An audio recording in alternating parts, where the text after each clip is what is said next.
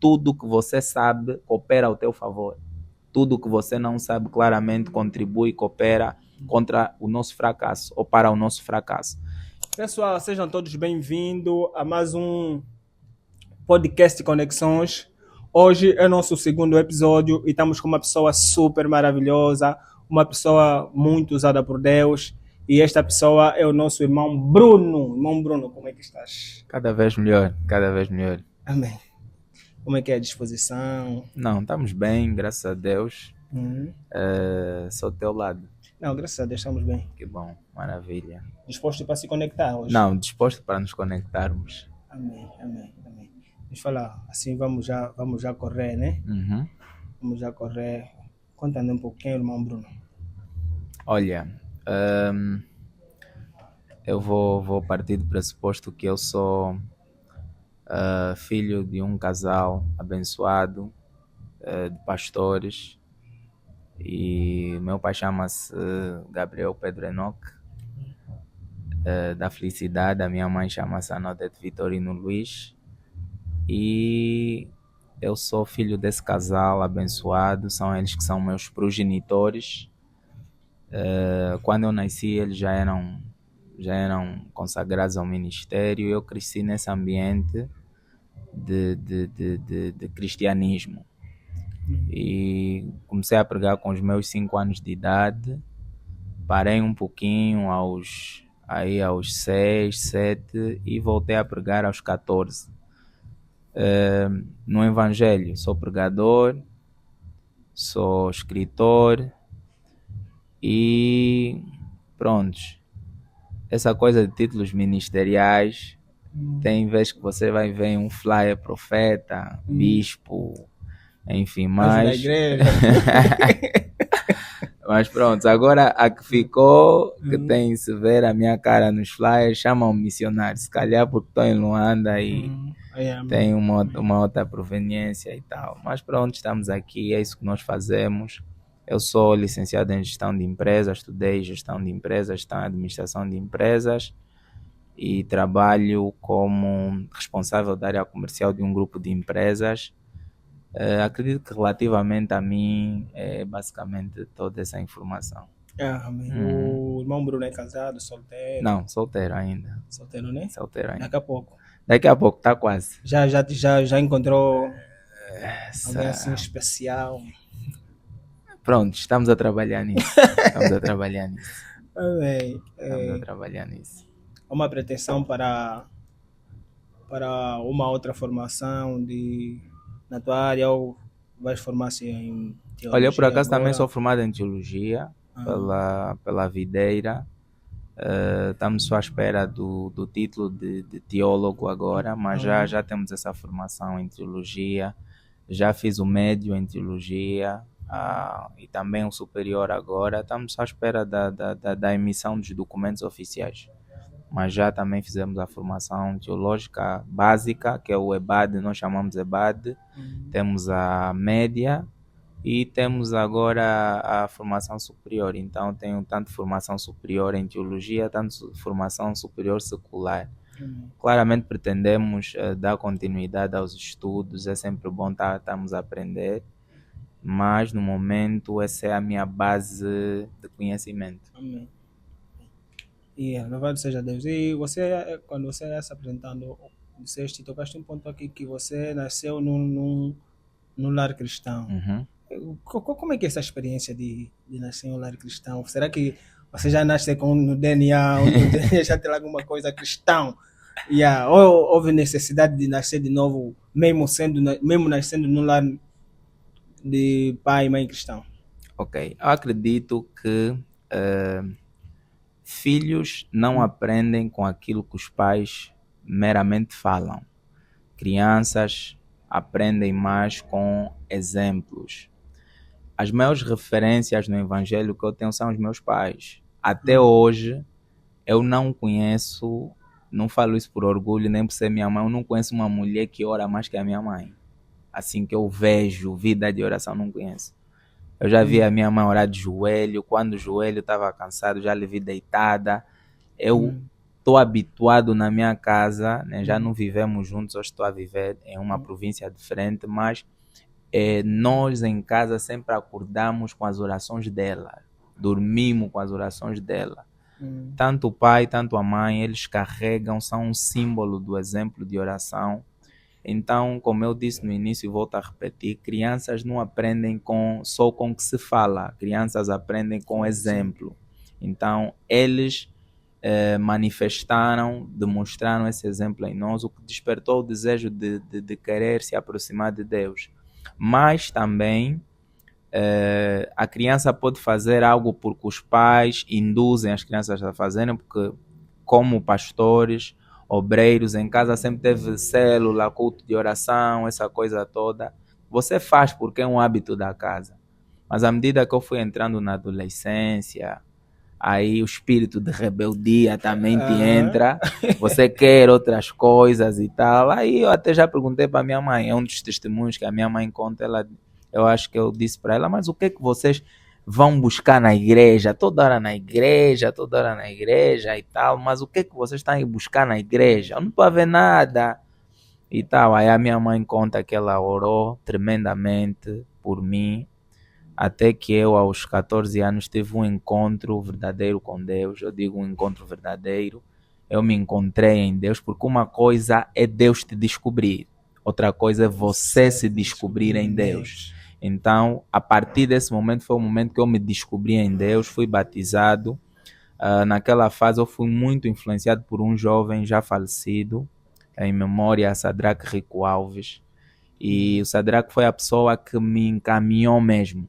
Ele me puxou para a igreja, comecei a andar com o Sadraque me levou para o coral, o Sadraque ele foi participante, ou foi o meio pelo qual Deus usou para que eu hoje seja a pessoa que eu me tornei. Amém, amém. Louvado seja Deus. Você, não sei se você falou já aqui, mas quando nós estávamos até aí uma recepção, você pontualizou uma coisa muito interessante. Disseste que teu pai, além de ser do exército uma coisa assim, Polícia Nacional, ele é pastor. Sim. Você, assim, já recebeu assim uma conversa assim de fora, dizendo, não, esse nem mesmo já pastor, esse aqui... Como é que conciliar isso? Você acha que você tem uma experiência com isso? Como é que conciliar isso? Eu tenho um tio, ele chama o meu pai pastor que anda com pistola na cintura. Ele usa outro termo, mas eu não posso usar o termo que ele usa. É um termo que pode soar ofensivo. Mas ele disse, é filho do pastor que anda com pistola na cintura. As pessoas, e claramente nós sabemos que militares exercem posições de autoridade. Sim. E muitas das vezes você vai estar em posições onde que você vai ter que deixar o lado pastoral, porque tens que repreender, por exemplo. A repreensão militar não é com amor, não é com carinho. Enquanto a Bíblia nos aconselha a repreender com amor, prontos. Então, muitas das vezes, sim, eu vi o meu pai metido nessa situação, mas acredito que ele sempre também soube equilibrar o ministério com o trabalho dele secular. E você sabe que isso é bem numa sociedade nossa aqui, principalmente para nós angolanos, é bem que complicado. É bem complicado conciliar a vida ministerial com essa função, né? É mesmo, muito parece complicado. Que é quase impossível. Parece quase impossível. É quase impossível. E assim não está a ser justo, essas polícias são corruptas. Essa é a expressão que nós usamos, que nós ouvimos constantemente. Esse aqui precisam de Jesus. Esses polícias que precisam de Jesus. É verdade. Então, é muito bom. Eu acho que você tem experiências assim incríveis, né? Tem experiências que... porque eu não estou, sinceramente falando, eu conheço o segundo encontro que nós estamos até. Sim. Não acompanho assim o Bruno, mas peguei a tua rede social ontem, comecei a ver, te convida muito, meu. Eu tenho uma agenda, graças a Deus, dentro das que são as nossas igrejas e outras. Deus tem feito graça, tem feito graça, quase toda semana tem uma agenda preenchida, nem sempre... Há igrejas também nem sempre fazem flyers, por exemplo, hoje de manhã já estive a pregar em alguns cultos, mas não teve publicidade. Mas pela graça de Deus tem nos usado como um meio, um canal para a pregação do evangelho, não só nas igrejas, já pregamos em praças, já pregamos em autocarros, já pregamos em óbitos, de tudo um pouco. Amém. Não há mais sítio que eu vou dizer que eu não preguei. Eu já preguei em tudo quanto é sítio para pregar. Amém. Então, é sobre isso aqui. Por isso que eu quando eu senti a necessidade de trazer-te aqui, e é por isso, porque eu sinto que você tem uma experiência para passar para nós, para o pessoal também que vai nos acompanhar, né? Acredito que o Bruno tem uma experiência para aquilo que vamos a falar, que experiência não Sim. são respaldo para querer aplicar como Sim, uma doutrina. Como uma doutrina, não. A experiência não doutrina, a experiência são simplesmente um combustível que servirão para poder nos alavancar nos dias em que nós Concordo estamos a viver. Plenamente. O que é que acontece? Como é que essa tua experiência, porque nós podemos ouvir falar de Jesus. Eu tenho dito assim, o que vai nos fazer permanecer crente nem é muito o que nós ouvimos, Sim. é a experiência que nós temos com ele. Assim mesmo. Como é que... Qual foi a tua primeira experiência que você teve com esse Deus? Conta aqui um pouco para nós, como é que foi a tua primeira experiência? Oraste 20 horas, oraste de pé, olha, na verdade, desde criança, eu fui uma criança muito perseguida. Ok. Eu aqui abro aspas, não sei quem é o público que ouve mais o podcast. Mas acho que é mais brasileiros. Nós aqui em África, nossos irmãos brasileiros, uma saudação para vocês, entre outros que estão aí a ouvir. Nós em África, o africano que não acredita em feitiço, bruxaria, esse não é africano. Então fui uma criança muito perseguida de que, tipo, sonhar mal, tô sozinho na sala, mas estou a ver vultos, pessoas, essa coisa. Eu tive muitas dessas experiências quando eu fui muito novo, 4, 5 anos e tal. Eu já tive, cientificamente deram uma nomenclatura, que é quando tu estás entre o sono e estás acordado, mas tu não consegues se mover. Eu já tive muito essa experiência de estar colado, você consegue ver as coisas, mas não consegues gritar, não consegue se mover. E eu via séries andarem ao meu lado, mas as minhas experiências também começaram mesmo de pequeno. Eu lembro de uma vez estar a dormir e ver... Eu descreveria como um anjo, mas eu também fiquei com medo. Eu estava a dormir, eu vi uma luz a brilhar. Eu disse, que luz é essa? A lâmpada tá apagada. Que luz é essa? Aí eu vi um ser a rodear a minha cama. Mas eu sentia paz, sentia alegria, não era medo que eu estava habituado, porque as experiências que eu tinha normalmente era de susto, tumulto, mas eu sentia uma presença agradável. Não sei descrever, porque eu só conseguia ver daqui para baixo. Eu estava deitado na cama e o ser girava a minha cama como se estivesse a me proteger. Aí, depois eu acordei, levantei, o ser desapareceu. Então eu comecei a ter experiências com o mundo espiritual muito pequeno. Eu sempre tive visão espiritual muito aberta, tipo, estás a orar e você vê uma coisa, por exemplo, estamos a orar por o Maurício e Deus te mostra que o Maurício está com uma dor no pé direito. Maurício, será que estás com uma dor no pé direito? Olha, estou mesmo com uma dor no pé direito. Então, são experiências que começaram desde muito cedo. São experiências que começaram desde muito cedo e isso só foi se intensificando também à medida que eu fui tendo uma vida de oração com muito mais frequência. Eu acredito que o combustível que alimenta um cristão para o sobrenatural é a oração. É a oração. Falando, já que você tocou na questão da oração, você trouxe aqui os teus livros aqui. Sim, consegui trazer aqui 2 livros. Eu tenho Os Segredos da Oração que Deus Responde. Deixa eu mostrar aqui para o pessoal, o pessoal que vê. Está aqui Os Segredos da Oração que Deus Responde. E fala um pouquinho desse livro aqui. Olha, esse livro ele já está a ser escrito há algum tempo.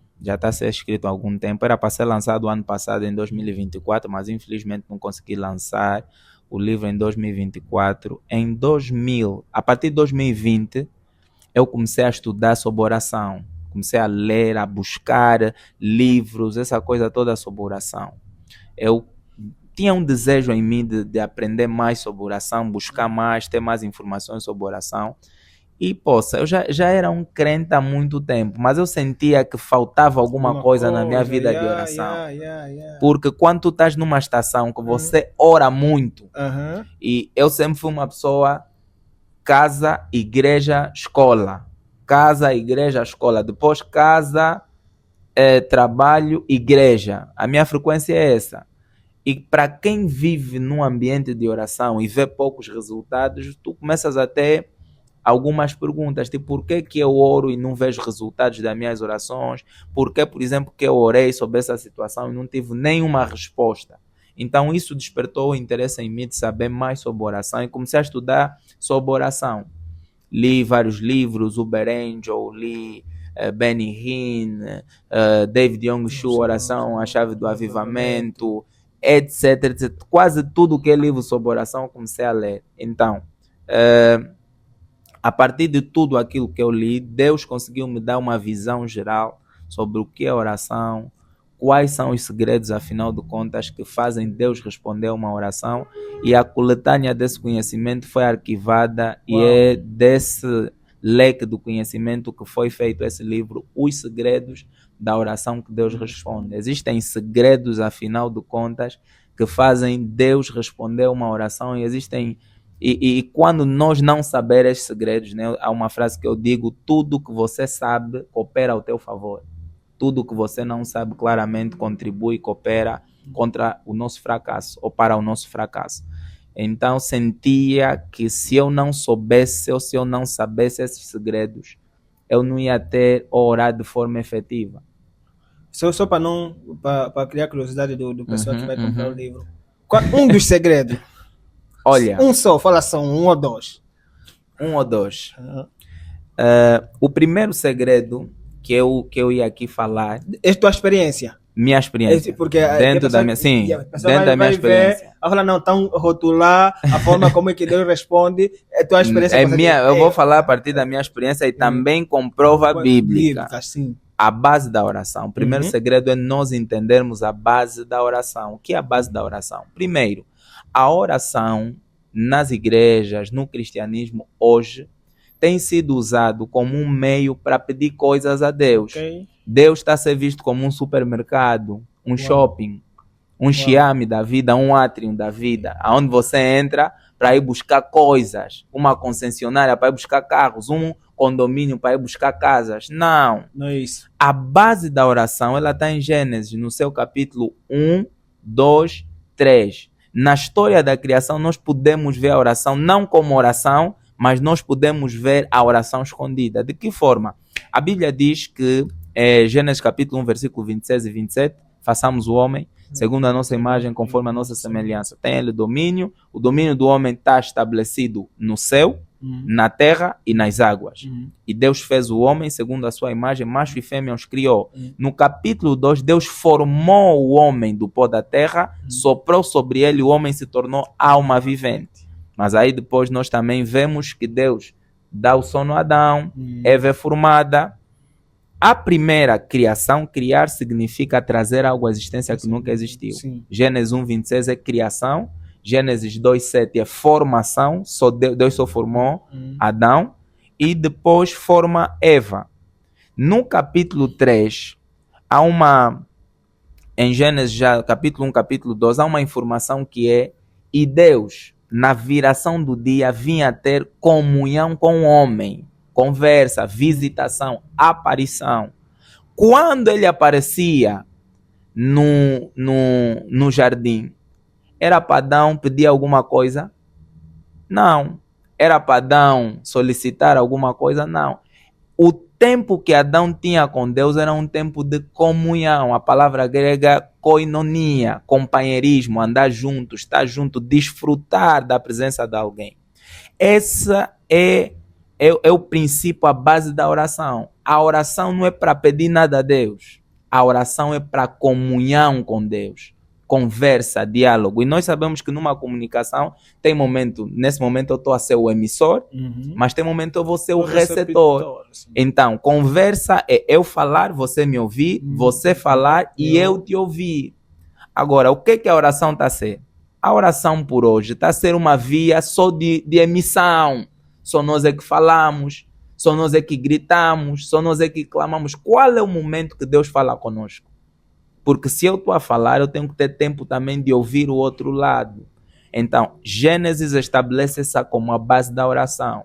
Agora, o que Deus deu ao homem para comandar a terra não é oração, é domínio. Tenha ele domínio sobre as aves do céu, sobre os animais das águas e sobre toda a terra. Isso é domínio, exercer domínio sobre a criação. Então, esse é o primeiro segredo. Entender que a oração não é um meio para você buscar coisas de Deus, mas para você ter a presença de Deus na tua vida. Boa. Agora, entendamos o quê? Um carro não te dá Deus. Uma casa não te dá Deus. Família não te dá Deus. Dinheiro também não te dá Deus. Mas se você buscar Deus, Deus pode te dar família. Deus pode te dar carro. Buscar em primeiro lugar o reino do céu e a sua justiça. E isso é demais coisas. Se você tem Deus, você tem tudo. Se você não tem Deus, você não tem nada. Então esse é o segredo principal. Nós precisamos da presença de Deus. Não barganhar com Deus. Não. Não me deu também, estou chateado, não quero mais também. Não, você precisa da presença de Deus. Acho que esse aqui é um fundamento que nós como cristãos precisaríamos entender, porque o que nós vemos mais atualmente na nossa sociedade é que tem muita gente orando. Sim. Mas orando só mesmo. Sim. E buscando as demais coisas. E também, Maurício, outra coisa que preciso lhe dizer, aqui já na introdução do livro, tem alguns pontos que mostram também aquilo que é o motivo das igrejas. Por exemplo, nós hoje fomos no Sunday Service, culto de domingo. O culto estava cheio. Não sei na tua igreja quando é que é o culto de oração, mas se você pegar, meter um culto de oração amanhã, terça ou quarta, o culto não vai estar cheio. Não. Foi feito um estudo ao longo dos anos, ao longo do tempo, e por isso é que tu vês hoje homens a criarem flyers, a criarem nomenclatura para os cultos, para tentar atrair pessoas, porque só dizer terça-feira temos culto de oração já não incentiva ninguém a orar. Por que as pessoas hoje estão a orar menos do que antes? Por que o cristão médio de hoje ora menos do que antes? Por quê? Porque a maioria das pessoas estão frustradas na sua vida de oração. Oraram, não receberam respostas. Oraram e se decepcionaram com Deus. Sabe quando alguém achou que tudo que ele fez mesmo, ele fez bem, mas depois viu que Deus não lhe respondeu? Então entrou em frustração. E hoje muita gente está frustrada com Deus, está revoltada com Deus. Há pessoas na igreja estão a anunciar, irmão Maurício vai casar. Você está ali ver a chorar, não está a celebrar Deus, está a falar, mas pai, eu também estou aqui a orar, mas tá gato, tá duro. Então tem muita gente desesperada porque a sua vida de oração não está boa. Não está mesmo boa. Então existem consequências das orações não respondidas. Uma das consequências mesmo das orações não respondidas é o desespero. Você fica desesperado. Mas, meu Deus, o que é que eu estou a fazer de errado? Por que o Senhor não me responde? Pai, eu oro, eu subo no monte. Por quê? Porque você não conhece os segredos. Porque você não sabe como é que o mundo espiritual, a oração de fato funciona. Então acredito que muita gente tem estado frustrada, tem estado a bater porta e a porta não está a se abrir porque ela não entende como é que de fato a oração funciona. E se nós entendermos o princípio de como é que as coisas funcionam, efetivamente a oração vai funcionar para nós. Para terminar essa parte, eu diria, nem tudo que nós sabemos, nós aprendemos. Explica ainda. Mas tudo que nós aprendemos, nós sabemos. O conhecimento, eu, por exemplo, vou dizer para ti, Maurício já conduz? Conduz? Passou numa escola de condução? Sim. Ok. Antes da escola de condução, eu subo no carro, ligo o carro, meto a mudança e começo a andar. Sabes ou não sabes como é que se liga um carro? Sei. Me viste tipo a meter a mudança e andar ou não? Me viste? Vamos supor.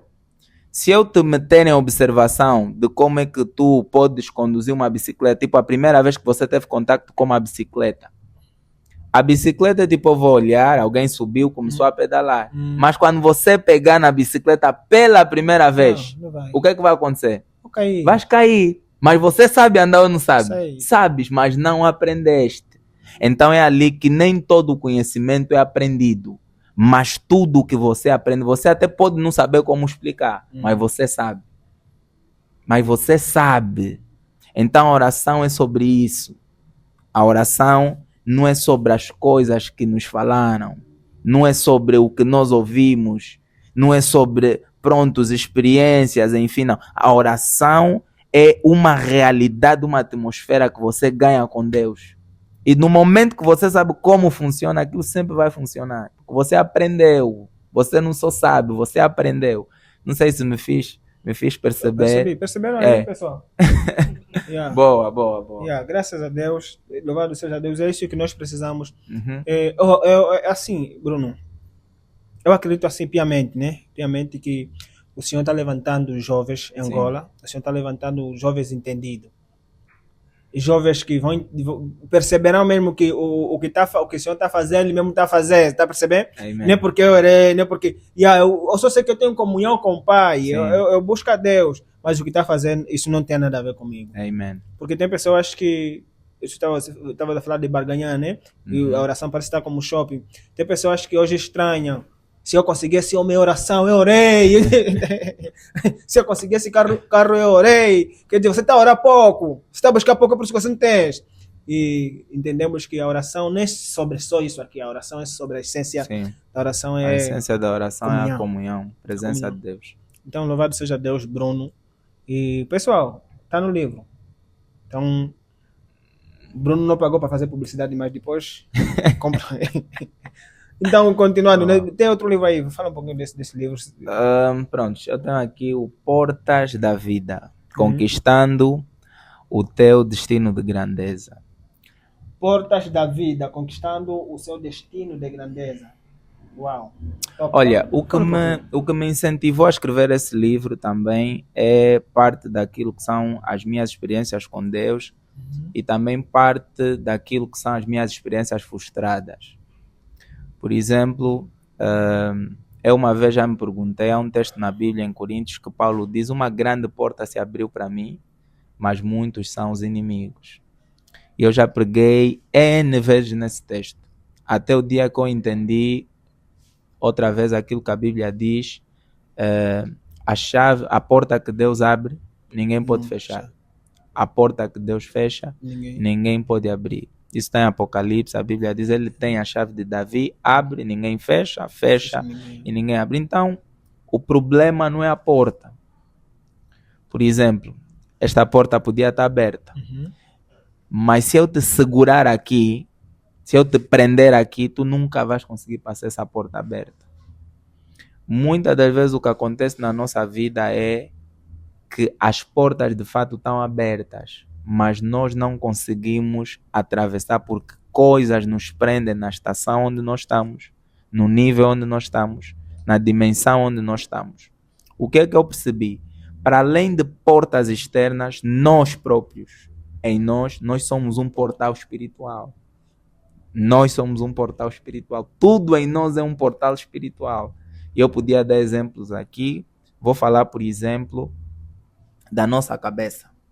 A nossa cabeça é uma porta espiritual. Explica isso aqui. Eu já vi pessoas que sobrevivem sem mãos. Já vi pessoas que sobrevivem sem pés. Eu já vi até um homem metade, só tem essa parte para cima. Mas eu nunca vi ninguém a sobreviver sem cabeça. A cabeça é uma das, se não a principal porta de um homem. O que é a cabeça? A Bíblia diz que Jesus é o cabeça da igreja. A posição da cabeça revela comando, revela autoridade, revela domínio, revela superioridade. Se Cristo é o cabeça da igreja, nós precisamos entender o poder que há na nossa cabeça. Precisamos entender, obrigado. Precisamos entender o poder que há na nossa cabeça. Provérbios 23 diz que assim como o homem pensa, assim ele é. Por exemplo, a pobreza.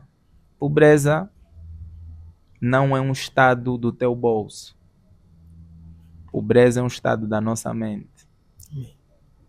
O quão vazio tiver a tua cabeça, o quão vazio for a tua cabeça, isso vai se refletir em toda a tua vida. Porque a Bíblia diz, assim como o homem pensa, assim ele é. A maneira como o homem pensa, assim ele é. Eu tenho aqui um ideograma, gráficos na página. Isso aqui é um spoiler bem grande que eu vou dar. Por exemplo, a partir da nossa cabeça nós temos a mente também. Nós temos a mente consciente, temos a mente subconsciente. Na mente consciente, a nossa mente normal, pensamentos, essa coisa toda, é a mente que está conectada à nossa realidade. Mas também nós temos o subconsciente. No nosso subconsciente é onde estão os nossos paradigmas, os nossos hábitos, é onde estão os nossos traumas, etc. Agora, há um processo que acontece a partir da nossa mente. A programação mental que você tem vai criar ou vai gerar o teu nível de pensamento. Tipo, tens uma programação mental, aquele tipo de programação mental vai te fazer pensar de uma forma. Aquele pensamento vai te fazer agir de uma forma. E aquela ação, há um ditado que diz toda ação tem uma reação, tem um resultado. Então tenho aqui esse, não sei se vai aparecer, esse gráfico, aonde você vê a cadeia da mente. Temos a mente, temos pensamento, temos ação e temos resultados. Sim. Então, se eu coloco pobreza na mente de alguém, ele vai pensar como? Como uma pessoa pobre. Ele vai agir como? Como uma pessoa pobre. Qual é o resultado dele? Pobreza. Se essa pessoa tentar combater a pobreza a partir do seu resultado, ele não consegue. Se essa pessoa tentar combater a pobreza a partir da sua ação, ele também não consegue. Porque a origem dessa pobreza está na sua mente, na sua cabeça. Então, Deus disse por meio de Paulo, ofereceu o vosso corpo, Romanos 12, como sacrifício vivo, santo e agradável a Deus, que esse é o vosso culto racional.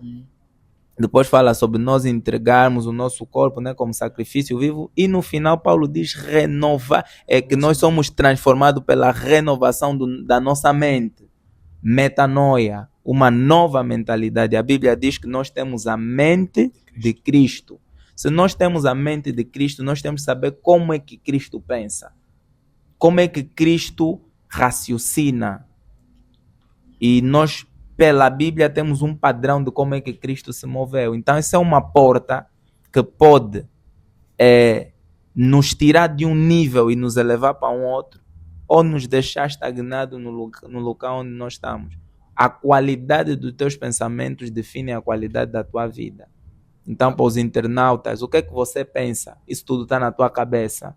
Porque se você não tem uma visão clara a partir da tua cabeça daquilo que Deus é na tua vida, de onde Deus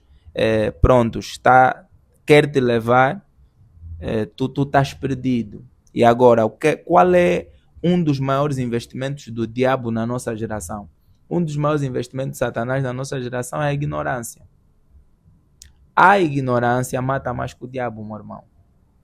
Quanto maior ignorante for um homem, isso aqui é um buraco, mais próximo ele está de um precipício. Por quê? Os problemas, as soluções dos problemas da nossa vida são do tamanho da nossa ignorância. Tudo aquilo que você não sabe. Repete, os problemas? Os problemas da nossa vida são do tamanho da nossa ignorância, da montanha da nossa ignorância. Quanto maior for a montanha da nossa ignorância, nós nunca vamos conseguir ver a solução dos nossos problemas. Porque o que você sabe, suponhamos agora, mano, por que com o Elon Musk é bilionário? Porque ele sabe alguma coisa que você não sabe. Ele faz alguma coisa que você não faz. No dia que você descobrir aquele segredo e você não ficar bilionário, mano, aí já não é problema de Deus. Então, nós em muitos assuntos temos sido ignorantes. E o diabo, ele é especialista em difundir a ignorância para as pessoas. E a Bíblia diz, Oséias 4:6, o meu povo se perde porque lhe faltou dinheiro. Não, lhe faltou unção. Nós temos poder, mano. Nós temos poder. Eu já orei para um paralítico. Tenho fotos, depois podem até meter aí. Fez que o paralítico? Levantou o paralítico, recebi as muletas do paralítico. O paralítico anda até hoje. Andou até que anda? Tá a andar. Tá a andar. Tá vendo? Temos poder. Não tem paralíticos ainda, tá bom? Procurem os paralíticos, trazem os paralíticos. Vamos fazer todos os paralíticos andarem. Eu já vivi experiências com Deus extraordinárias, mano. Já? Já vivi muita experiência. Até podemos entrar nisso daqui a pouco. Mas é o que acontece? Mas há uma ignorância ainda. Há uma ignorância ainda. E eu sinto que a igreja em Angola está travada. Que o evangelho tá oprimido. Algo ainda precisa acontecer. Tipo, parece que alguma coisa... Sim, ainda falta. Estamos trabalhando no manual ainda. Falta fluir. Na quarta-feira eu estava assim, acompanhando um culto. Um pregador diz assim, nem tudo que está funcionando está fluir. Tá aí. Tem muita coisa funcionando, mas não está fluir. Mas não está fluir. Então o que está faltando, tem muita coisa funcionando em Angola, mas falta Mas não está fluir. Uma nação que está avivada, você sente. Você sente o impacto de uma nação avivada. Eu tenho aqui um capítulo nos Segredos da Oração que Deus responde, que conta testemunhos de homens que impactaram nações. Há um homem, a rainha da Inglaterra não temia exército. Eu disse, eu não tenho medo de exército, eu tenho medo da oração dele. Jonathan Edwards, ele pregou ao ponto das pessoas verem o inferno, literalmente sentirem que o inferno estava lá. Vi os livros dele. John Wesley, se você for hoje para a casa de John Wesley, você vai encontrar as marcas do joelho aqui em Angola. Conheceste o reverendo Daniel? Reverendo Daniel de lá do Ambo. Sim. O reverendo Daniel é um exemplo exímio de oração. O falecido reverendo Panzo. E tantos outros. Em Angola tem muita gente com história não documentada que viveu o impacto da oração de uma forma extraordinária. Então, Angola está travada, tá? O evangelho aqui está travado, tá? A coisa não está a fluir, não está a fluir. Está a funcionar, mas não está a fluir. Não tá fluir. O impacto mesmo é diferente, mano. Tem muito... Nós até os muçulmanos estão a nos ganhar, mano. Está a fluir. Os muçulmanos estão a fluir. Os muçulmanos, quem é cristão deve ter atenção nisso. Os muçulmanos estão a ganhar mais pessoas que o cristão. E quando anos atrás não era assim. Essa cidade já foi inundada por um avivamento genuíno. E o avivamento genuíno é o quê? Avivamento genuíno é transformação de vidas. Avivamento genuíno é restauração de vidas. É você ver alguém que bebia, não bebe mais. Fumava, não fuma mais. É alguém que você vê que estava na prostituição, já não está mais na prostituição. É alguém que você vê que ele largou o mundo para seguir verdadeiramente a Cristo. E nós não estamos a ver isso. Até hoje está sendo necessário evangelizar mesmo os próprios cristãos na igreja. Como custa? Então é preciso um avivamento genuíno na nossa oração, na nossa nação. Isso só acontece por meio da oração. Olha, pontualizando essa conversa, eu estava até uma conversa com o pastor Soleraki, a questão do avivamento. Eu perguntei para ele, pastor, será que estamos prestes para um avivamento? Ele disse, nós já vivemos avivamento. Já. O que faltou, a diferença do Ocidente e nós aqui, é que lá conseguem registrar os momentos. Sim. Aqui nós não temos problema de registrar os momentos. Sim. Por quê? Porque toda uma mente, toda uma pessoa, né? Como se fosse fotografia. Sim. Todo momento que não for registrado é esquecido. Claro. Vamos precisar de alguém, vamos precisar que Deus fale novamente. Sim. O que Deus já falou, vamos precisar que Deus fale novamente, porque nós não registramos o que Ele já falou. Se não soubermos o que Ele falou ontem, nós não podíamos orar da palavra que Ele deu ontem. Nós só precisaríamos continuar na palavra que Ele deu ontem, esperar que Ele fale outra coisa. E nós estamos ainda travados em novidades. Fala de novo, pai. Fala de novo. Faz de novo. Faz de novo. Mas ele já fez. Já fez. Então, o avivamento, uma das coisas que eu para pontualizar essa conversa, né? Uma das coisas que eu creio em Angola, né? O avivamento, primeiramente, que Deus está a trazer é mental.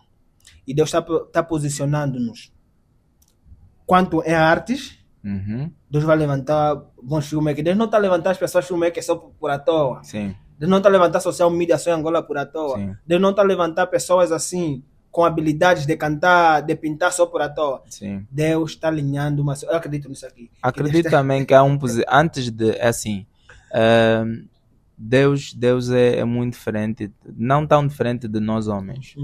Só que o que é que nós precisamos entender de Deus? Para quem estuda a construção civil sabe que o maior investimento de uma obra é sempre na estrutura. Não adianta você construir um prédio extraordinário numa estrutura fraca, com uma fundação fraca. Daqui a pouco tu começas a ver as paredes a racharem e tu vais ter que partir para reconstruir de novo. Então, acredito que antes dessa subida haverá um estabelecimento. Essa é uma estação de estabelecimento, posicionamento, alinhamento para aquilo que vai acontecer nos próximos dias. Nós somos a igreja do último tempo. O último tempo é agora. Todos os sinais estão a se cumprir na nossa estação. Guerras, tem guerra. Rumores de guerra, tem rumores de guerra. Fome, tem fome. Pobreza, tem pobreza. Então, em Angola não é diferente. Angola já esteve na mão de muitos homens de Deus. Angola já foi avivada. Angola já viveu tempos gloriosos da palavra, da manifestação, curas. Nós já vivemos de tudo, mas perdemos isso. E muitos, quando estão a olhar para trás, dizem, não, poxa, Deus mesmo já fez. Então nós precisamos nos alinhar àquilo que Deus quer fazer para essa estação. É o que o Maurício estava aqui a dizer. Hoje estão a se levantar vários escritores como eu. Hoje temos uma Nair Nane. Hoje temos um Dimi Francisco, uma Eunice Zumbuca, Israel de Deus, entre outros. Temos pastores a se levantarem. É o que Moisés disse. Quando Josué foi lá, disse, eu vi velhos aí a pularem. Moisés disse, quem me dera que todo Israel fosse profeta. Então não podemos ter ciúme de ninguém. Temos que respeitar também o Deus que está a levantar as outras pessoas. E precisamos entender que o que Deus vai fazer vai além de dogmas religiosos. Avivamento não tem nada a ver com placa religiosa. Vocês são batistas, né, Lagoinha? Eu não pertenço à vossa denominação, mas a Bíblia diz que quão bom e quão suave que os irmãos vivem em união. E aonde há união, o Senhor ordena a bênção. Enquanto nós estivermos separados, cada um na ala dele, acender a fogueira dele, eu acredito que isso não vai acontecer. Quando a igreja, o corpo de Cristo se unir de facto, nós veremos um avivamento extraordinário, uma conexão extraordinária na nossa nação. E também o ataque de Satanás, como eu ia dizendo, para além da ignorância, essa parte que eu, por exemplo, falo sobre conquistar o destino de grandeza, o que é que nós precisamos observar? Nós, propositadamente, podemos olhar na Bíblia, Moisés, ele nasce debaixo de uma profecia. A profecia é que alguém dos filhos dos hebreus ia libertar. A lei que o diabo, eu vou falar diabo porque o diabo, o ladrão vai ensinar para roubar, matar e destruir. Faraó manda matar todos os meninos dos 0 aos 2 anos. A minha pergunta é, Moisés já transformou o pau em cobra? Moisés já tinha aberto o mar vermelho? Moisés mandou as pragas do Egito? Não. Mas ele encontra uma lei de morte antes mesmo dele ter nascido. Ele nasce debaixo dessa lei da morte. Por que o diabo queria matar Moisés bebê se ele não tinha feito nada? Vou para Jesus. Jesus tinha 0 anos. Os magos vieram adorar. E o perigoso, magos são feiticeiros. Os feiticeiros sabiam que Jesus nasceu e os profetas não sabiam. Porque eles souberam a partir da informação dos magos. Herodes lhe perguntou, então onde é que vai nascer o Cristo? Não, vai nascer aqui em Belém. É aí que eles se aperceberam. Como é que o diabo sabia que Jesus ia nascer antes dos profetas?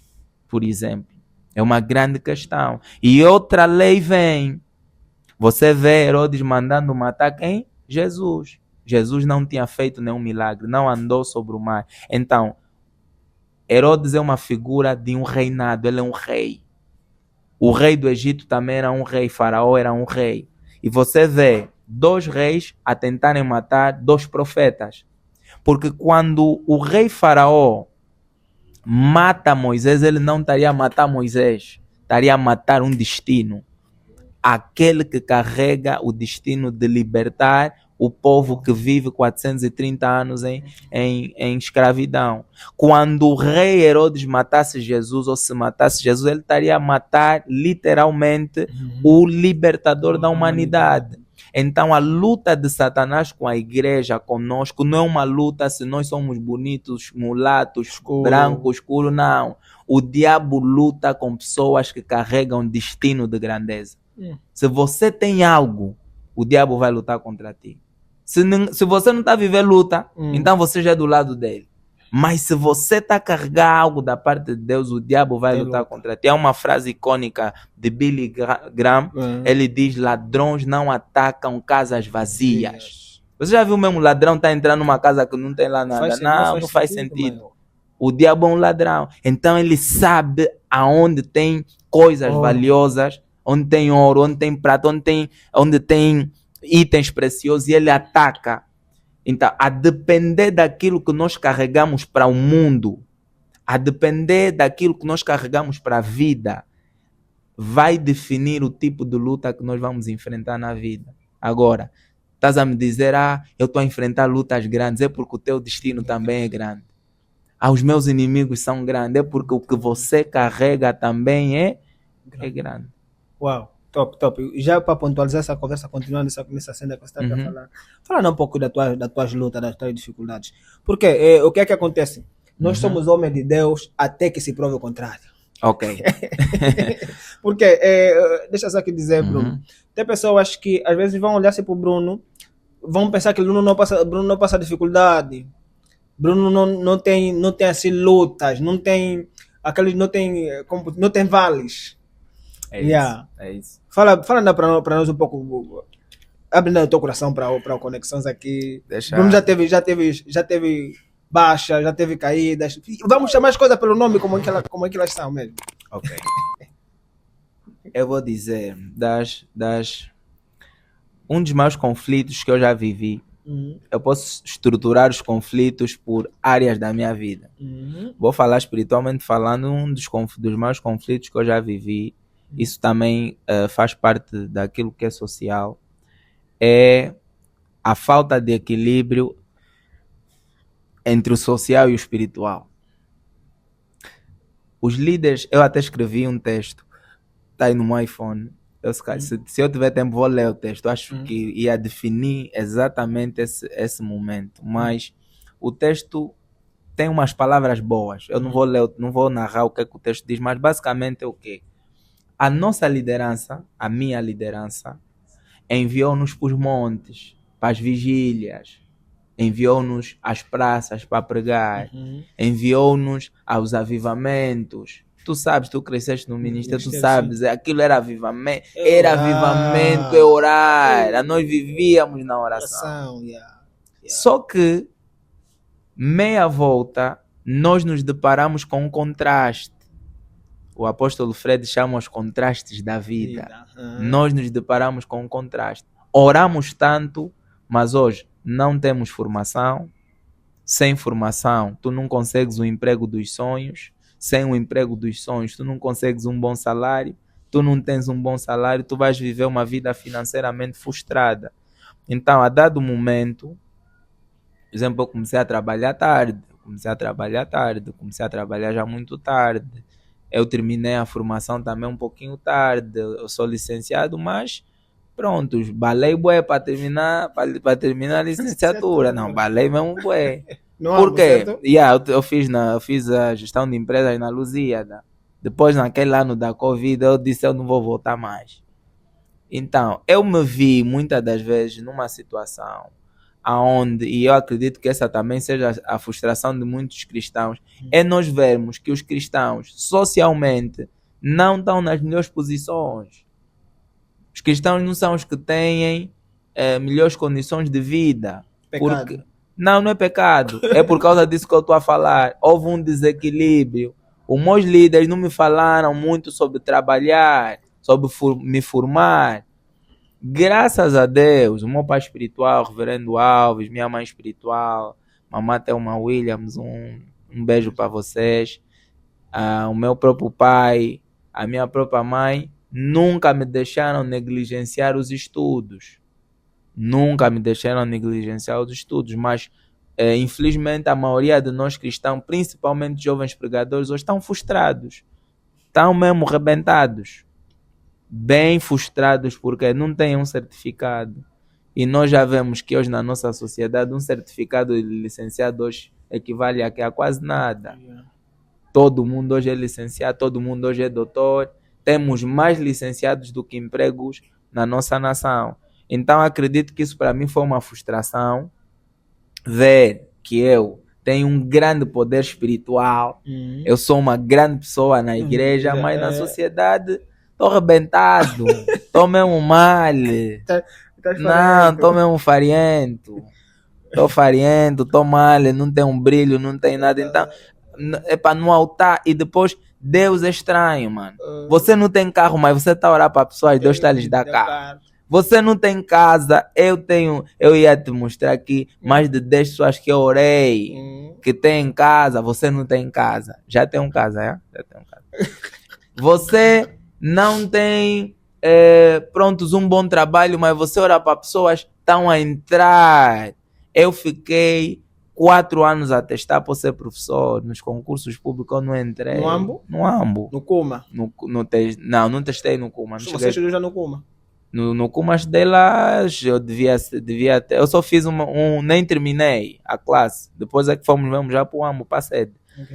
Mas fui na Ecunha, ok, parece testar lá como professor. Os outros testes fiz mesmo aí no Ambo. Não entrei, mano, não entrei. Fiquei frustrado. Todos os anos a testar, todos os concursos eu testei, eu fiz. Depois eu disse, isso se calhar não é a minha praia. Então tem muitos cristãos na mesma condição que eu, que entraram em frustração. Por quê? Porque você orou. E não é que eu fui orar. Fui no monte. Deus, esse ano é o meu ano. Você fala em línguas, você se põe a mão na cabeça. Você rodopia, você pula, você ajoelha, você se atira no chão, você diz, pai, esse concurso é o meu concurso. Já vi no espírito. Se são 100 vagas, você diz, só tem 99, a centésima é minha. Mas depois você vai ver os resultados reprovados. Come on. Sou inteligente. Estudei. Tenho Deus. Orei. Tenho Deus. Mas estou arrebentado. Esses são os contrastes da vida. Essas são as nuances que nós muitas das vezes não conseguimos entender. Como é que o ímpio que não ora entra? Você que tem a unção fica atrás. Muitos cristãos estão nisso. Até que eu tive que mudar a minha mentalidade, o que nós estamos a falar. Metanoia. Uma nova mentalidade. Existem coisas que não são meramente espirituais. Partem do princípio de equilíbrio. Deus não quer que nós sejamos só tudo espírito. Você vai aqui no Xiame, não vai falar rebroçaca para te darem coisa. Não é língua estranha. É mesmo dinheiro. Mas quando você for no monte, não é dinheiro. É joelho no chão. Na igreja é joelho no chão. É oração. Então temos que saber... também tem dinheiro. Não, na igreja também tem dinheiro, mas é mais uma prática espiritual, claramente, é ofertas e dízimos. Agora, o que nos falta muitas das vezes é esse equilíbrio. A pessoa só quer orar. Há um homem de Deus, pastor Job, ele me disse assim, Bruno, você se quer só viver de espiritualidade, tua vida tem que ser memoração. Porque se você só ora, ouvem lá isso, se você só ora, você vai ter muito poder, mano. Muito. Eu já tive uma experiência no Sacala. 3 dias sem comer, sem beber, com chuva, sem chuva. Eu entrava às 5, saía às 8 horas. Depois ia para casa, tomava um banho, ficava no quarto em oração. 3 dias. Eu me encontrei, a primeira pessoa que se encontrou comigo depois daquele trabalho foi um amigo. Ele estava a sofrer um problema em casa. Eu consegui literalmente ouvir o problema que ele estava a passar. Eu consegui falar para ele o problema que ele estava a passar. Ele ficou tipo, pô, você é o espírito. Como é que você sabe disso se eu não te contei? Estava passando um problema na casa dele, uma situação bem horrível. E Deus me falou, Deus me falou que você está a passar isso, sem ele me contar. Então, quando você ora, esse tipo de coisa acontece no teu espírito. Só que nós não sabemos converter a nossa unção em dinheiro. O poder espiritual que nós temos em dinheiro. Dinheiro é um outro departamento. Dinheiro não é espiritualidade. Dinheiro é dinheiro. Então, muitas das vezes nós queremos misturar as coisas. Não, temos que saber separar. Temos que saber equilibrar. Dinheiro é uma recompensa, é um resultado do nosso trabalho. Por exemplo, você que trabalha por conta própria, és um empreendedor, trabalhas por um terceiro, por uma empresa, é dessa maneira que você vai ter dinheiro. Um negócio, é dessa maneira que você vai ter dinheiro. Se não torna-se mercenário. Se não, vai ser um mercenário. Gospel. Vai ser um mercenário. Yeah. Então já tive essa experiência. Emocionalmente também, não sei se vou contar aqui essa história. Essa parte parece que nós precisamos mesmo, não? Precisam dessa parte? Essa parte. Minha ex não pode ouvir essa história. Vale o que é bué. Já tem ex? Tem, mas eu fui noivo de uma moça há 5 anos. Te deixaram? Nos deixamos. Mas não falo muito dessa história, é para falar aqui? Posso falar aqui? É conexão, voz está aqui, okay. Voz da experiência. Voz da experiência, ok. Relativamente a... Eu fui noivo de uma jovem, por acaso, eu digo, eu namorei pouco. E o último relacionamento que eu tive durou aí 5 anos. Durou 5 anos. Eu também, quando eu comecei a namorar, acho que já tinha 18 anos. Então... eu comecei esse relacionamento com essa menina e foi uma coisa boa, tá vendo? Eu orei, senti paz de Deus em começar o relacionamento, começamos a namorar e tudo mais. E sempre tivemos uma boa conexão. Sempre tivemos uma boa conexão. Mas, no final... nós tivemos, vou dizer, uma divisão. Estávamos a ter 2 visões diferentes. Ela queria fazer uma outra coisa da vida dela, eu também queria fazer uma outra coisa da minha vida. E a partir disso, não estava a dar para gerir. Eu acredito que quando existe já 2 visões num relacionamento, a coisa não vai dar certo. Então, há muitos cristãos que... E eu depois... vi a relação terminar. Nós depois fomos apresentados, nós já tínhamos as coisas pro casamento, data, assim uma previsão de data marcada para o casamento e já tínhamos algumas coisas compradas, era só mais detalhes, essa coisa toda, mas a relação acabou. Claro que você ora. Tipo, Deus, por que você me permitiu viver isso? Por que você me permitiu viver isso? 5 anos, apresentação, famílias. Eu, por exemplo, tinha feito a apresentação na Covid. Uau. Ninguém entrava nem saía do país. Mas eu se passei. Tá vendo o amor que faz? Na Covid, todo o país fechado. Eu passei os postos. Não me perguntam como, mas passei. Vim aqui na Covid, eu vim mais em Luanda do que outra coisa. Eu vim uma passagem de carro, os voos não estavam. Não estavam o quê? 80 mil. Caro, sim. 80 mil só para você sair do Ambo até aqui. Mas eu vim, eu ficava aqui e tal. Mas depois eu vi esse relacionamento terminar. Foi duro, foi difícil. Foi uma das coisas mais difíceis que eu já vivi na vida.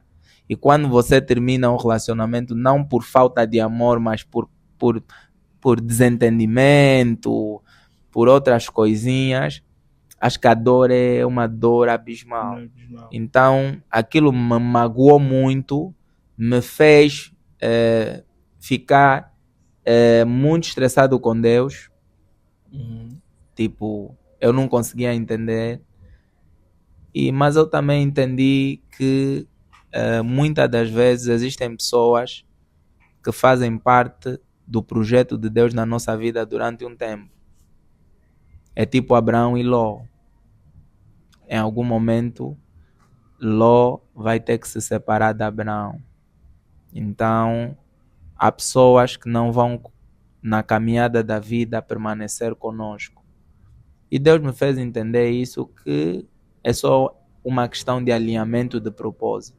Amém. A pessoa deixou de fazer parte do propósito de Deus para a minha vida e prontos. A relação terminou. Se tivemos que conversar por acaso, mas nós terminamos e nunca mais nos vimos pessoalmente. Tentamos até voltar, mas já não dava. E a pessoa está a seguir a vida dela, na paz. Eu não sei dizer, já não sei, nunca mais vi a pessoa. Não... Mas o tempo que namorava? Não, era. É grande preacher, pregava mesmo, orava mesmo, de verdade. Te traiu? Não me traiu. Não disse isso. Não me traiu. Não foi traição. É outras coisas. É mesmo, como eu disse, divisão. Duas visões no relacionamento. Nós não estávamos a conseguir nos entender, não estávamos a conseguir chegar num consenso. Ela queria uma outra coisa para a vida dela, eu também queria uma outra. Então não estávamos a achar um elo de ligação. E foi isso. A relação terminou e isso me deixou muito frustrado. E como eu, existem muitos outros jovens cristãos que namoraram, acharam que era o amor da sua vida, deram tudo de si na relação e aí, quando assustaram, a relação terminou. Espumou. A pergunta é... Espumou. A questão é, Deus, se você mesmo é Deus, por que não impediste essa relação no início? Mas nós temos que perceber que há experiências que Deus precisa que nós passemos para que nós nos tornemos uma voz da autoridade. José foi traído pelos seus irmãos. José foi vendido pelos seus irmãos. José foi injuriado na casa de Potifar. José teve que ir na prisão. Mas no final José se tornou governador. E a Gênesis 50, a Bíblia diz que ele declara: o mal que vocês me fizeram, Deus transformou em bênção. Então toda a experiência na nossa vida tem um papel. O nosso crescimento, nosso amadurecimento, a nossa elevação. E também acredito que há erros que hoje numa relação eu não ia cometer de novo. E eu tenho autoridade para falar para jovens relativamente a esse assunto. Porque... Vamos ter outro podcast, Bruno. Vamos conversar. Olha, tem questões que não perguntamos aqui.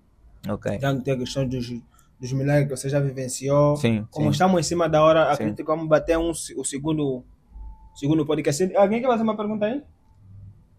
Tem uma pergunta que quer deixar para o Bruno antes de nós terminarmos? Eu tenho. Manda ver. Qual foi a maior experiência que você teve? A maior? Até hoje? Para mim fica difícil. Deus é tipo... Lembras do texto de Apocalipse dos 24 anciões? Os 24 anciões estão salvos, não tem mais nenhum motivo para lhe adorar, mas a Bíblia diz que eles olham para o trono, tiram as coroas e se prostram, dizem: digno é ele de receber honra, glória, louvor e adoração. Na minha mente de leitor da Bíblia, há algo que lhes faz ver a glória e se prostrar. E eu acredito que se eles continuamente se prostram é porque a glória que eles veem em Deus não é a mesma. Eles veem sempre algo superior. Então, com Deus, eu não podia dizer, tipo, isso é um ponto, uma experiência. Eu tenho muitas experiências e seria ambíguo em dizer isso foi o ápice. Não. Deus é uma caixa de surpresa na minha vida todos os dias. Eu podia te contar as vastas experiências que eu já vivi em Deus, mas... eu vou lhe dizer que a maior experiência que eu tenho é mesmo poder desfrutar da presença de Deus. Algo maravilhoso. Ei! Vocês já sentiram Deus? Deus é craque. Deus é uma coisa extraordinária. Deus é uma coisa... Deus, não tenho palavras. Então, o processo é contínuo, a glória é contínua, o mover é contínuo, as experiências são contínuas. Eu tenho visto Deus na minha vida de uma maneira escandalosa. Escandalosa. Amém. Escandalosa. Louvado seja Deus. Estamos a terminar. Essa câmera tá no ar? Sim. Tem mais uma pergunta? Pode trazer. Bom, surgiu uma curiosidade. Uhum. Estamos a falar de experiências. Né? Certo. Obviamente que Deus tem feito muita coisa na sua vida, mas eu gostaria de saber se você já se frustrou com Deus. Se você já ficou chateado com Deus, né? Porque é uma coisa muito particular, né? Gostaria de saber e qual foi o motivo. Não, já, por exemplo, eu fiz aqui a descrição, o motivo pelo qual que me fez voltar ao Evangelho. Eu, por exemplo, disse à minha mãe, mas, tipo, vocês vão para a igreja, mas, tipo, eu não estou a ver nada que Deus faz nas vossas vidas.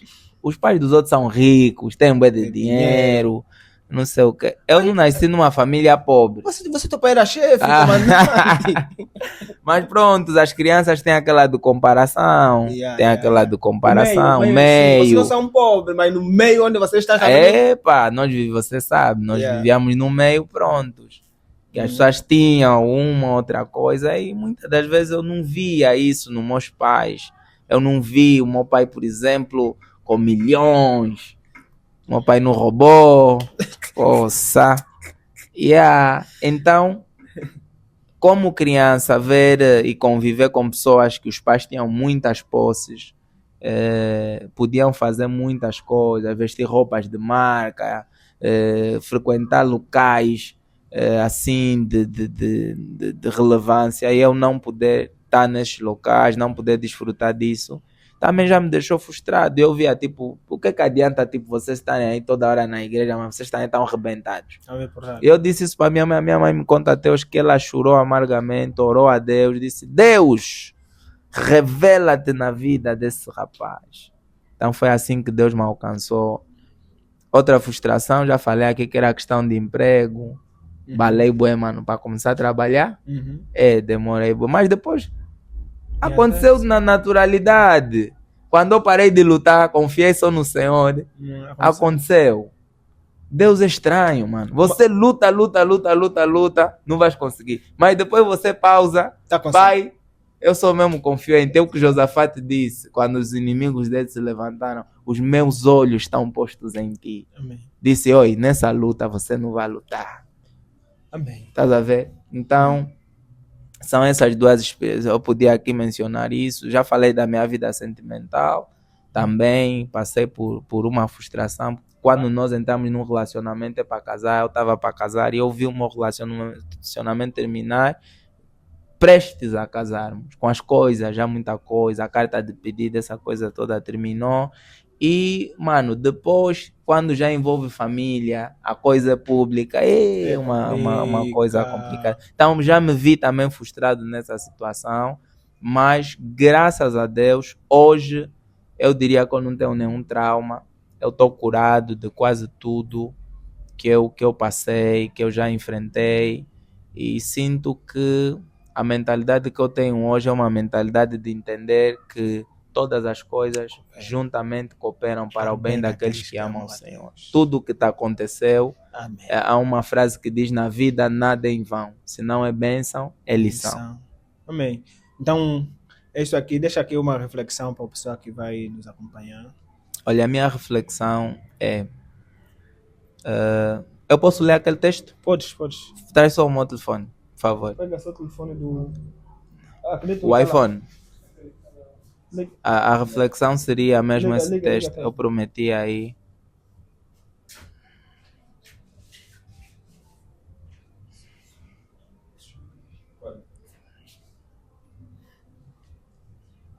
Ok. Deixa-me só ler aqui esse texto.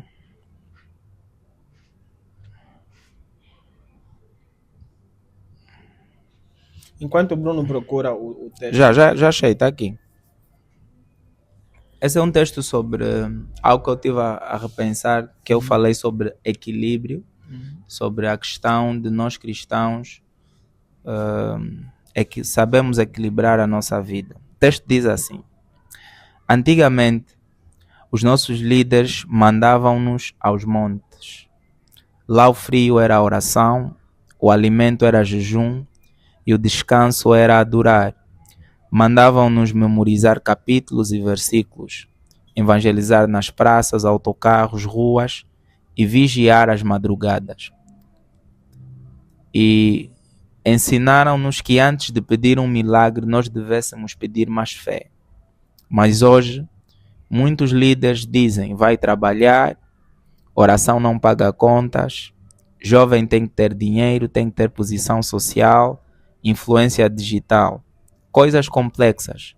Crentes que oram com cronômetro na mão e lê a Bíblia em legendas de vídeos, em Reels, nas redes sociais. E eu pergunto, será por isso que esta geração está tão doente, tão ansiosa, tão depressiva, tão vazia, tão conectada à terra, mas ao mesmo tempo tão desconectada do céu? Lá atrás erramos, sim, ninguém era santo de pedestal, mas havia algo que não se negociava, a presença de Deus. Não haviam likes, mas haviam lágrimas. Não havia fama, mas havia fogo. Não tínhamos seguidores, mas seguíamos o Cordeiro. Hoje, trocamos a intimidade pelas tendências. Trocamos o altar pela agenda e o secreto pelo sucesso. A alma virou aplicativo e o Espírito Santo notificação silenciada. A finalidade deste texto é te despertar. Os que ainda sentem falta da brisa suave, dos joelhos no chão, do amor que não cabe em algoritmos. Os que ainda creem que a oração não paga contas, mas abre portas que dinheiro nenhum pode comprar. E, para terminar, as coisas mais caras da vida são aquelas que o dinheiro não pode comprar. Amém. Louvado seja Deus. Eu vou estender esse teu pensamento. Vou já terminar. Estendo e termino. Eu tenho dito assim, sempre eu recebo algumas questões. Maurício, o que é preciso para ter um podcast? Você já me perguntou também isso aqui. Sim. O que é preciso para ter um podcast? São perguntas recorrentes que eu tenho quase constantemente. Sim. Quanto é preciso? Material, eu digo assim, a coisa mais preciosa é um projeto nessa vida, não é o dinheiro. O dinheiro talvez seja as coisas lá mais para baixo. Sim. A primeira coisa que você precisa ter é um projeto tens uma promessa, tens uma palavra. Uhum. Depois da palavra é preciso determinação. Certo. Depois da determinação é onde vai, depois o dinheiro fica lá mais para baixo, porque existe, nós não temos materiais aqui, tops. Existem pessoas que começaram com materiais tops, hoje não estão mais. Existem pessoas que estão simplesmente fazendo podcast com telefone, eu conheço tantos aqui, estão fazendo com telefone, mas estão aí, estão a funcionar. Estão aí, então não é muita questão, não é muita questão de dinheiro. Não é questão de dinheiro. Alguém que quer fazer podcast, mete dinheiro em frente e já está aí mal. Sim. Vai terminar, vai cair daqui a pouco. Mas quem quer fazer, faz com o que tem na mão. Tem um telefone, não importa o telefone que você tem, quer fazer podcast, faz. Porque às vezes isso muitas das vezes revela a nossa motivação. Sim. Muitas das vezes nossa motivação é porque o fulano tem câmeras boas, o fulano tem... Não, eu vou fazer com o telefone, não vai aparecer, não vai ficar fixe. Sabemos que nós precisaríamos dar o bom para o Senhor. Sim. Mas não temos o bom, o que nós temos é um telefone na mão. Vamos usar. Olha, agregando a isso, a Bíblia diz que Deus mandou Elias para a viúva de Sarepta e ela só tinha um bocado de farinha e um bocado de azeite. E a lição que nós tiramos é: o que você já tem vai determinar aquilo que Deus vai trazer na tua vida. E é o que o Maurício estava a dizer, nós às vezes precisamos queremos trabalhar nas condições perfeitas. Às vezes não é sobre as condições perfeitas. Quando você carrega uma mensagem, até quer dizer, aquilo eu estou melhor. Eu estou melhor. Então dê o teu melhor para Deus, porque se tu fores fiel no pouco, no muito, Deus vai te colocar. Olha, o tempo já cortou mesmo, né? Olha, isso aqui é um dos pormenores que nós estamos com ele aqui em Angola. Nós queremos aparecer bem. Nós queremos ter vídeo com tanta qualidade, mas nós não temos dinheiro suficiente para pagar. Não, se for vídeo assim, nós não temos dinheiro para custear aquele repertório todo. Então, o que nós precisaríamos nos pontualizar atualmente, eu digo assim para algumas pessoas próximas de mim, né? Faça com o que você tem. Porque o que está faltando em nós, sabes, é que é cultura. Amen. Cultura. Quando nós tivemos a cultura de fazer as coisas acontecerem, nem que não for da melhor qualidade, as pessoas vão começar a ver alguma coisa em nós. Não, isso aqui, falta só isso aqui tem motivação de trabalhar, isso aqui está a lutar. E as pessoas parece que não estão a nos ver. Sim. Nós estamos aqui, quanto mais tempo, as pessoas estão a nos ver. Sabem o que está acontecendo aqui? Sim. Yeah. E o que acontece? As pessoas dizem, não, isso aqui, realmente, isso aqui, fogo. Isso aqui vem bater há bastante tempo. Aumentou um bidão. Hoje não tinha água, já tem água. As pessoas estão a observar, parece que não estão a nos ver. Então, tem sempre alguém a te observar. Tem sempre alguém a nos observar. Então é isso aqui, pessoal. Muito obrigado por você que nos acompanhou. Esse é o nosso podcast, é o teu podcast de conexões. Pessoas se ligam. E nós precisamos de mais jovens, nós precisamos de pessoas aqui, nosso teor não é trazer pessoas aqui famosas, não é trazer pessoas assim com tanto impacto. Se vierem, amém. Se não vierem, também amém. Nosso teor aqui é trazer pessoas que respaldam, pessoas com experiência, que podem agregar valor naquilo que o Senhor tem comunicado para a nação angolana, que tem comunicado para nós aqui. Então, Deus abençoe.